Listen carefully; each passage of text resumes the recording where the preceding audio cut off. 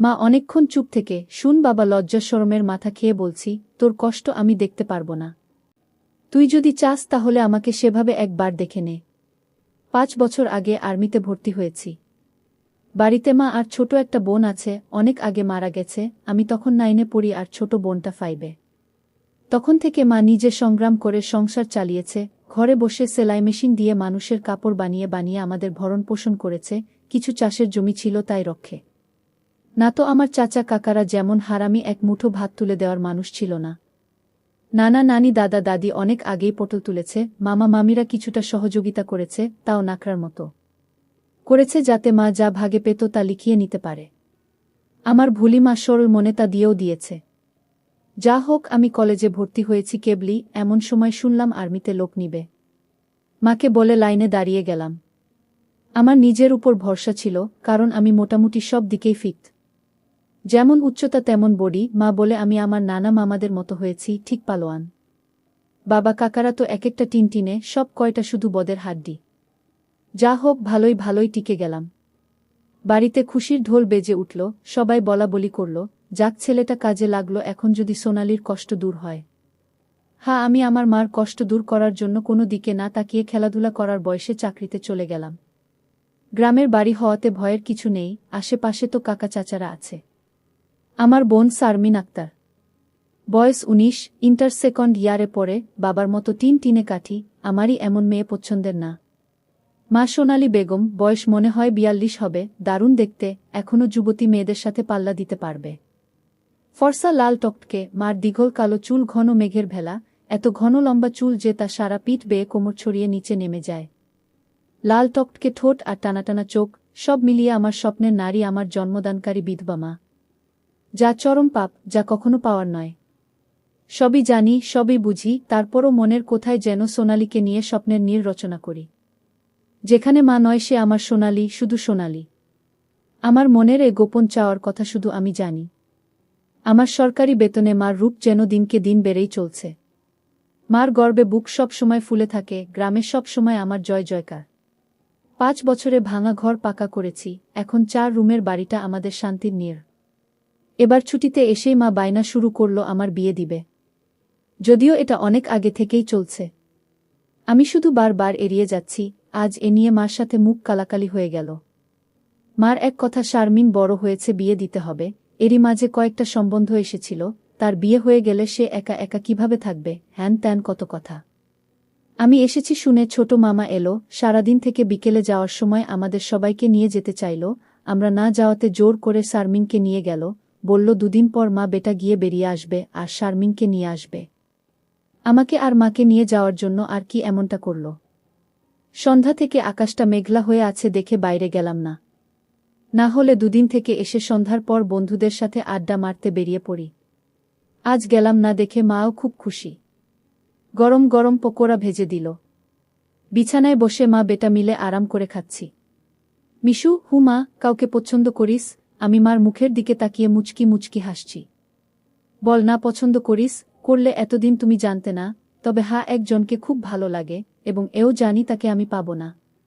কেন পাবি না? আমার ছেলে কি দেখতে খারাপ, কোনো লাট সাহেবে বেটি সে রে? হা হা। তুমি দেখি রেগে গেলে। রাখব না, এমন সোনার ছেলে আমার। আর কি না, বল তুই কে সে? বাদ দাও মা, আমার যাকে ভালো লাগে তার কথা দুনিয়ার কাউকে বলতে পারব না, শুধু খোদাকে ছাড়া। মা আমার এমন গম্ভীর কথা শুনে অবাক হয়ে চেয়ে রয়েছে। এটা কি কথা রে বাবা, আমাকে বলতে না পারিস তোর ভাবি মানে রাসেলের বউয়ের কাছে বলিস তুই? না মা, তা না, তুমি আমার সবচেয়ে বড় বন্ধু, তোমাকেই যেহেতু বলতে পারছি না, সেখানে বলতে গেলে তারা তো আমাদের শত্রু, তাদের বলতে যাব কেন? তাহলে বল না, কে সে, কোথায় বাড়ি, কোনো বাড়ির মেয়ে? আমি চুপ করে বসে রয়েছি। মা অনেকক্ষণ আমার উত্তরের অপেক্ষায় থেকে মুখ গোমরা করে চলে গেল। ঘন ঘন বিদ্যুৎ চমকাচ্ছে, আকাশটা কালো হয়ে আছে, রাতের তারাগুলো না জানি কোথায় ডুব দিয়েছে। আমি জানালার গ্লাস খুলে দিয়ে ঠান্ডা হাওয়া গায়ে মাখছি, হাত বাড়িয়ে ব্যাগটা নিয়ে খুললাম, সিগারেটের প্যাকেটটা বের করে একটা ধরিয়ে টানছি। প্যাকেট রাখতে গিয়ে মোবাইলের বক্সটার কথা মনে পড়ল। শারমিনের জন্য যা যা এনেছিলাম সব দিয়েছি, শুধু মার গুলো দেওয়া হয়নি, চেয়েছিলাম দিতে, এমন সময় ছোট মামা এলো তাই আর দেওয়া হয়নি। নতুন অ্যান্ড্রয়েড সেট, মা খুব খুশি হবে। আরেক বক্সে একটা স্বর্ণের চেইন, মার যেটা ছিল সেটা আমার এসএসসির ফর্ম ফিলআপের সময় বিক্রি করে দিয়েছিল। তখন থেকে মার গলা খালি। আরও কয়েকটা জিনিস আছে মার জন্য। আয় খেয়ে নে, ঝড় আসতে পারে, কারেন্ট চলে গেলে খেতে ঝামেলা হবে। আমি তাড়াতাড়ি সিগারেটটা জানালা দিয়ে বাইরে ফেলে দিয়ে বললাম, হা দাও। কি লজ্জা! মা সিগারেট খেতে দেখে নিল, জানে আমি খাই, তবে এভাবে দেখেনি কখনো।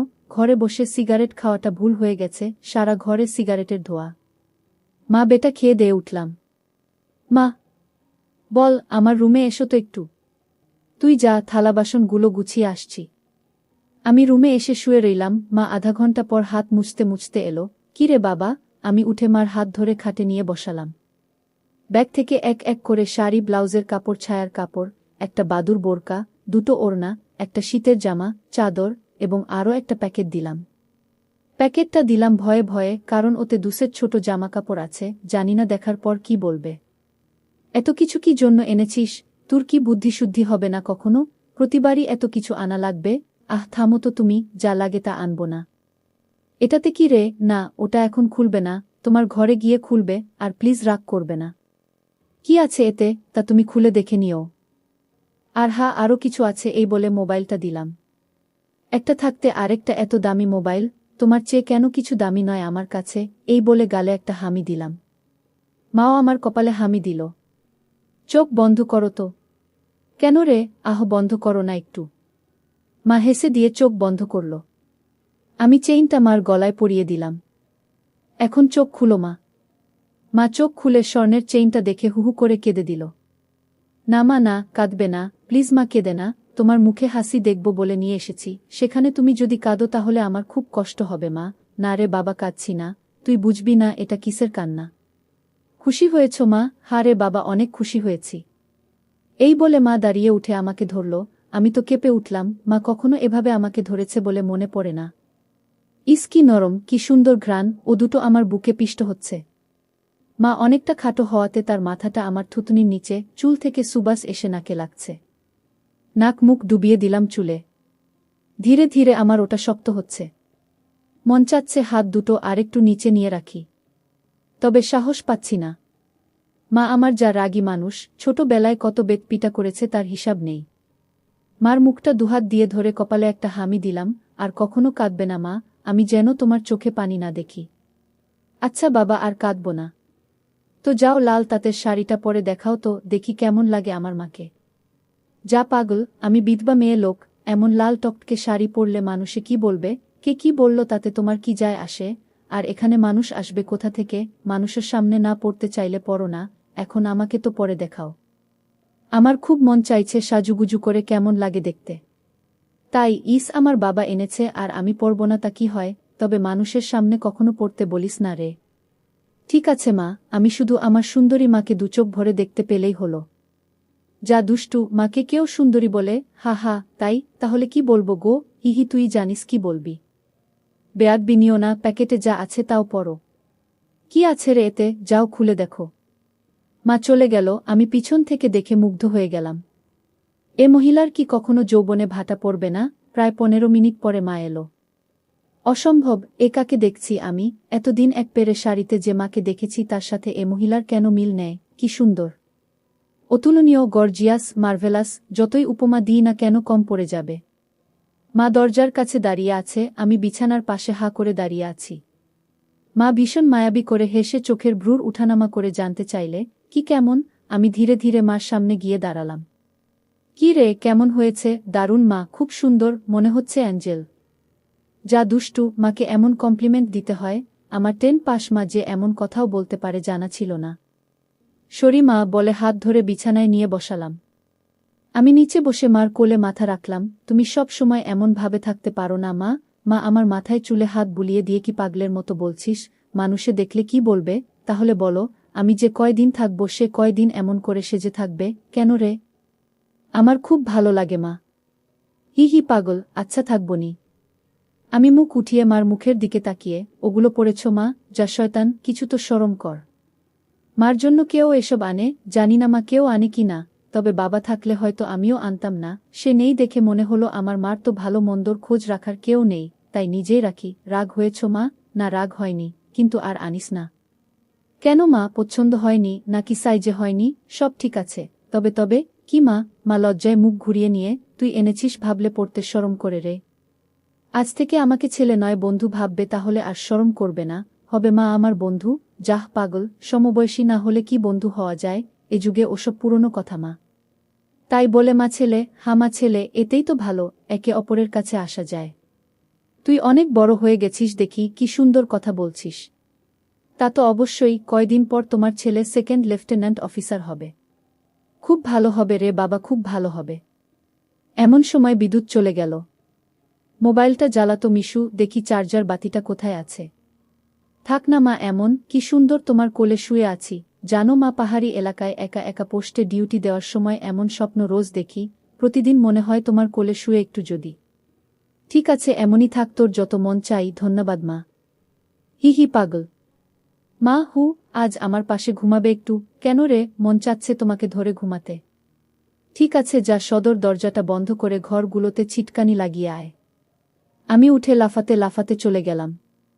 আজ আমার খুশি ধরে না, কিছু হলে হতেও পারে। এক জগ পানি নিয়ে এলাম সাথে করে। এসে দেখি মা শুয়ে পড়েছে। টেবিলে জগটা রেখে খাটের পাশে দাঁড়ালাম। মা দেয়ালের দিকে সরে গিয়ে আমাকে জায়গা করে দিল। বজ্রপাতের আলোতে মার মুখটা মায়াবী মায়াবী লাগছে। খোলা জানালার হিম বাতাসে আমার মনে ঝড় তুলছে। জানি না মার মনে কি চলছে। মনে হচ্ছে মা তার স্বামীকে পাশে শোয়ার জন্য জায়গা করে দিল। মা নতুন বউ, আমি তার স্বামী। দাঁড়িয়ে রইলি যে, শুবি না? হাসুই। মার পাশে শুয়ে পড়লাম, দুজনে মুখোমুখি। আধো অন্ধকারে দুজনে দুজনার দিকে চেয়ে আছি। ঘুমাবি না? তুমি ঘুমাও, আমার ঘুম এত তাড়াতাড়ি আসে না। তাই আয় কাছে আয়, মাথায় হাত বুলিয়ে দিচ্ছি। আমাকে আর পাই কে? একেবারে মার বুকের কাছে বুক নিয়ে গেলাম, তবে কোমরটা দূরে রাখলাম। মা একটা হাত সাইডে লম্বা করে দিল, এখানে মাথা রাখ। মা তার হাতের উপর মাথা রাখতে বলছে। আমি সহজ মনে তাই করলাম। নাকটা মার বগল থেকে ৩-৪ ইঞ্চি দূরে, ভালোমতো দেখতে না পেলেও বুঝতে পারছি যে এর বেশি দূরে নয়। কারণ ঘামের ঘ্রাণ পাচ্ছি। মার বগলের ঘ্রাণেই তো আমার শরীর আনচান আনচান করছে। মার বাম হাতের উপর শুয়ে আছি, মা ডান হাত দিয়ে মাথায় হাত বুলিয়ে দিচ্ছে, এতে করে আঁচল উঁচু হচ্ছে, আর যখনই বিদ্যুৎ চমকাচ্ছে তখনই ওগুলো দেখতে পাচ্ছি। নিজেকে কন্ট্রোল করা মুশকিল হয়ে পড়ছে। মিশু, হু, কাকে পছন্দ করিস বললি না তো? শুনলে রাগ করবে মা, তাই বলা যাবে না। কেন, এমন কাকে তোর মনে ধরেছে যে শুনলে রাগ করব? বাদ দাও না মা, নিজেকে তোমার কাছে ছোট করতে চাই না তোমার মনে কষ্ট দিতে। তোর কথার তো আগা মাথা কিছুই বুঝছি না। নাইবা বুঝলে মা, হু। তোমাকে একটু ধরি? মা হি করে হেসে, ধর। কি সুন্দর ঘ্রাণ গো মা তোমার। যা শয়তান। আমি মার এমন আশকারা দেওয়া কথায় সাহস পেয়ে তাকে চিৎ করে দিলাম। মন চাচ্ছে কোমরাটা উপর তুলে দিতে। মুখটা উঁচু করে হামি দিয়ে বললাম, আমি তোমাকে খুব ভালোবাসি মা। মা আমার মুখটা দুহাত দিয়ে ধরে, আমিও তোকে খুব ভালোবাসি রে সোনা। আমার ভালোবাসাটা অন্যরকম মা। কেমন রে? মা ছাড়া আরও অনেক কিছু। কেমন? শুনলে রাগ করবে না তো? আহ বল না, এত প্যাচাচ্ছিস কেন? তুমি আমার ড্রিম গার্ল মা, তাই তো? কি? হ্যাঁ মা, জানি এটা শুনে আমাকে খারাপ ভাবছ, এজন্যই বলতে চাইছিলাম না। আমি তোর মা মিশু, এমনটা কিভাবে ভাবতে পারলি? জানি না মা, শুধু জানি আমি তোমাকে প্রচণ্ড ভালোবাসি, তোমাকে ছাড়া কাউকে ভাবতে পারি না। চুপ কর বেয়াদব, এমন কথা বলতে তোর মুখে বাজছে না? সরি মা, এই বলে তার উপর থেকে উঠে খাট থেকে নেমে পানি খেলাম। মাও বিছানার উপর উঠে বসেছে, বুঝতে পারছি সে অবাক হয়ে আমার দিকে তাকিয়ে আছে। জানালার ধারে গিয়ে দাঁড়ালাম, বৃষ্টি থেমে গেছে, তারপরও আকাশ কালো হয়ে আছে। চাঁদ তারা কোথায় যেন লুকিয়ে গেছে আজ। ঠিক আমার হৃদয়ের মতো চারিদিকে অন্ধকার। এমন সময় কারেন্ট এলো। ঘরটা আলোকিত হয়ে গেল। আমি জানালাটা লাগিয়ে দিলাম, পর্দা ঝুলিয়ে দিয়ে ঘুরে দাঁড়ালাম। মা বিছানার উপর হাঁটুতে মাথা দিয়ে নির্বাক বসে আছে। ফ্যানের হাওয়া আমার রেশমি চুলগুলো দোলা দিচ্ছে। মনে হচ্ছে নববধূ বসে আছে। মা মুখ তুলে আমাকে তার দিকে এক মনে তাকিয়ে থাকতে দেখে, এখনে আয়। আমি মার কাছে গেলাম। বসলাম। মা আমার পিঠে হাত বুলিয়ে দিয়ে বলে, এমনটা হয় না বাবা, আমার লক্ষ্মী সোনা ছেলে, আমি কিছু মনে করিনি। আমি জানি তোদের বয়সের ছেলেদের ফ্যান্টাসি হয় খালা, চাচিরা। তবে মাকে নিয়ে ফ্যান্টাসি রচনা করা একটু বেশি হয়ে যায়। সরি মা। আমার ভোলি ভালি মা যে এতটা বুঝে, এতটা পোক্ত আমার জানাই ছিল না, এত অনেক শেয়ানা।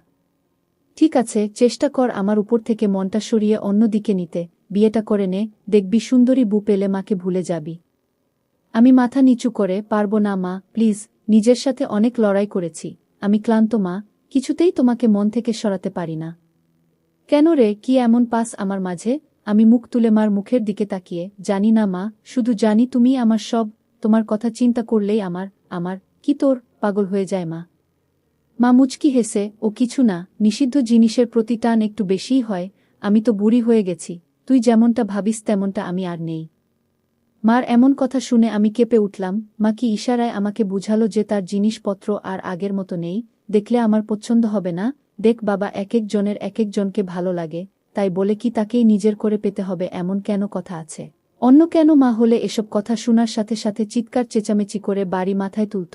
আমি কিন্তু তা করছি না, কারণ তুই আমার একমাত্র ছেলে, নারী ছেঁড়া বাঁধন, তোকে আমি অনেক ভালোবাসি, তাই বলছি আমার ভালোবাসার মর্যাদা রাখতে বিয়ে করে নে বাবা। দেখবি ধীরে ধীরে আমার থেকে মন বোমার দিকে চলে গেছে।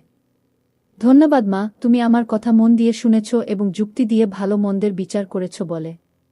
তবে লজ্জা না করে বলছি মা, এর আগেও আমি দু-একটা মেয়ের সাথে মিশেছি, তারা শুধু সুখ পেয়েছে আমার কাছে, আদর ভালোবাসা একটুও পায়নি আমার কাছ থেকে।